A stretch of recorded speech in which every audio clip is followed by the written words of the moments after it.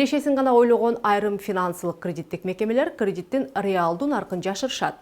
Ал жашуурун үстөк пайыздарды айрым кардарлар байкашпайт жана эмне үчүн насияга алдын ала эсептөөлөргө караганда бир нече эсеге көп төлөп жатканын түшүнүшпөйт. Андыктан банк менен келишим түзүүдөн мурда карыздын жол жоболорун тактап алуу зарыл. Кредит алуудан мурда кандай маалыматтарды такташ керек? Бул тууралуу Капиталдын Улуттук банк менен биргеликте даярдаган Финсабат рубрикасында. Эгер насыя алуудан башка аргаңыз жок болуп, акыркы чечимди кабыл алган болсоңуз дагы дароо банктан акча алууга чуркабаңыз. Алгач болушунча көбүрөөк маалымат топтоо зарыл. Финансылык кредиттик мекемелердин веб-сайтын ачып, үстөк нарк, комиссиялык төлөмдөр жана насыяны төгүүнүн шарттарын карап чыгыңыз. Айтмакчы, бардык банктардын интернет баракчаларында насыя калькулятору бар. Анда айлык төлөмдөрдү эсептеп чыгарып алсаңыз болот. Бир нече финансылык мекемелердин шарттарын карап чыгып, салыштырып, ылайыктуусун таңдаган оң. Албетте, биринчи кезекте үстөк пайызды карап чыгыш керек. Айрым банктарда жашыруун пайыздары, комиссиялык төлөмдөрү болот. Алар аз көрүнгөнү менен иш жүзүндө олуттуу акча келип чыгат. Андан сырткары насыянын көлөмүн так аныкташ керек. Көп акчанын пайызы да көп болот. Кардар азыраак алып, кийинчерээк дагы карыз алса болот.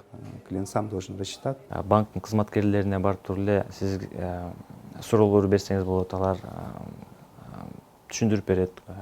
Кредиттин өлчөмүн, кайсы өлчөмүн төлөй аласыз, кайсы азыр кредит боюнча кандай пайыздык чендер болуп атканын, канча комиссиялык төлөмдөр бар, ошонун баарын сизге түшүндүрүп берүүгө булар милдеттүү да.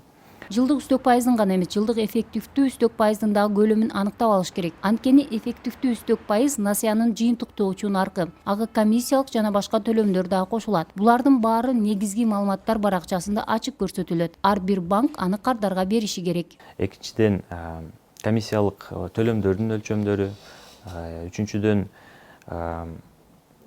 кредитти төлөй албаган учурдагы чегерилген туума айыптардын өлчөмдөрү,